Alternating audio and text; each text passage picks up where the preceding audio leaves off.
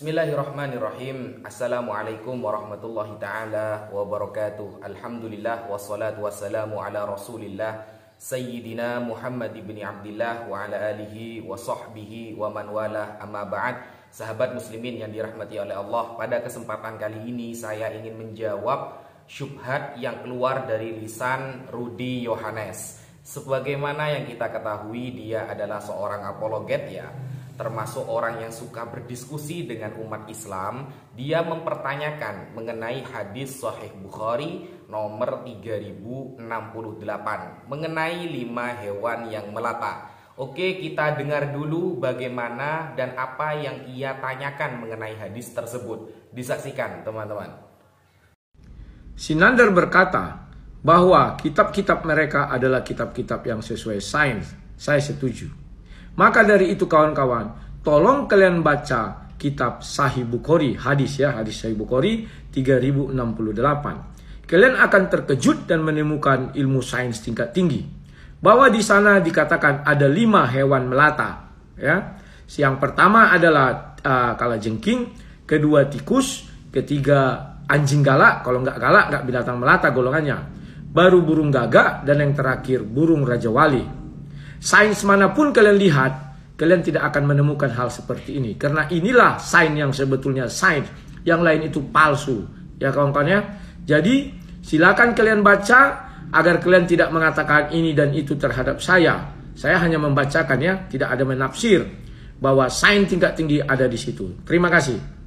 Nah, kita sudah mendengarkan syubhat yang keluar dari lisan Bapak Rudy Yohanes. Dia mengutip ungkapan Gus Yonatan Nandar, ya, salah satu sahabat saya, ketika Gus Yonatan mengatakan bahwa Islam, Al-Quran itu tidak akan bertentangan dengan sains.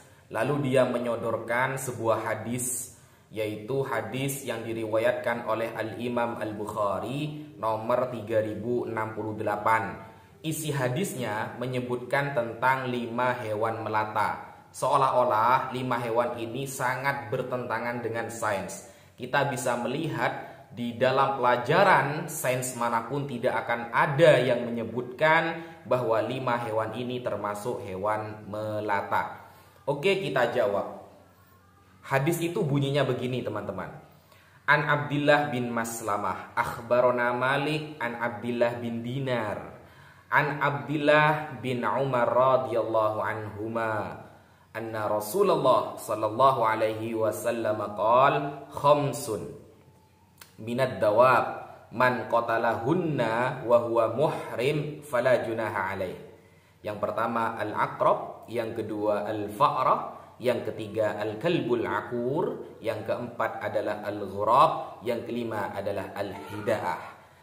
Hadis ini menceritakan bahwa Rasulullah pernah bersabda ada 5 hewan yang ketika hewan itu kita bunuh saat itu kita sedang berihram di Mekah, maka kita tidak berdosa. Hewan pertama adalah al-aqrab, yaitu kalajengking. Hewan kedua adalah al-fa'rah, yaitu hewan tikus. Yang ketiga al-kalbul akur, yaitu hewan anjing yang galak, anjing yang beringas. Yang keempat adalah al-ghurab, burung gagak. Yang kelima adalah al-hidaah, semacam burung wali atau burung elang. Nah, sains mana sih yang mengatakan 5 hewan ini termasuk hewan melata? Gini, kalau orang hanya baca terjemahannya kayak gitu teman-teman, dia akan gagal faham dan selalu gagal faham. Mengapa? Karena hanya baca terjemahan, tidak faham original teksnya. Di dalam original teks hadis tersebut mengungkapkan dengan kata ad-dawab. Ad-dawab dari kata dabba yadubbu. Kata tunggalnya dabbah, jamaknya dawab. Apa arti dabbah atau dawab? Kita lihat di dalam Al-Quran. Al-Quran beberapa kali juga menjelaskan tentang kalimat dabbah. Contohnya seperti di dalam surah Asy-Syura ayat ke-29. A'udzubillahi minasyaitonirrajim wa min ayatihi. Termasuk tanda-tanda kebesaran Allah. Khalqus samawati wal ard.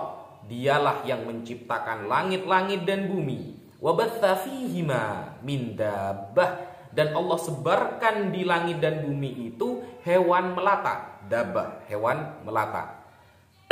Kemudian wa huwa ala jam'ihim, dan Allah mengumpulkan semua itu idza yasha'u qadir, ketika Allah berkehendak ia maha kuasa. Kata dabbah itu disebutkan beberapa kali di dalam Al-Quran, menggunakan kata dabbah kira-kira 12 kali. Nah, kalau kita lihat di dalam kamus bahasa Arab, apa sih arti dabbah? Sekarang kita buka di dalam kamus bahasa Indonesia, bahasa Arab.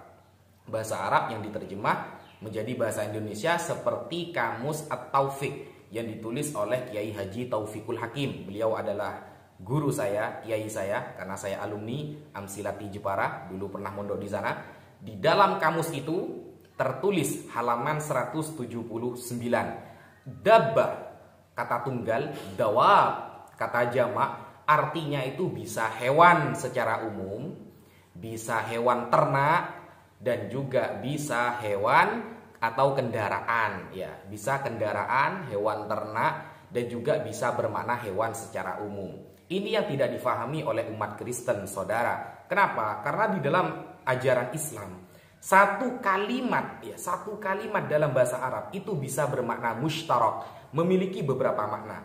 Sehingga kalau kita melihat di dalam tafsir Al-Imam Ibnu Ashur, namanya tafsir At-Tahrir wa Tanwir, mengenai penafsiran surah Asy-Syura ayat ke-29, yang disebut dabbah, dawab, itu bukan hewan melata sebagaimana yang kita pahami secara sains, tapi adalah hewan ma yadubbu 'alal ardi, hewan yang pernah berjalan, yang bisa berjalan di bumi. Ya, fayashmalu, maka mencakup hewan yang bisa berjalan di bumi adalah at-toiru, termasuk burung. Kenapa? Karena burung ketika turun setelah terbang dia juga pernah berjalan di bumi. Nah, itu tata bahasa Arab. Makanya kita harus paham bahasa Arabnya dulu. Harus tahu kosakatanya, ini maknanya apa, ini maknanya apa. Karena satu kata di dalam bahasa Arab itu menuai banyak makna, atau disebut dengan kalimat mushtarak.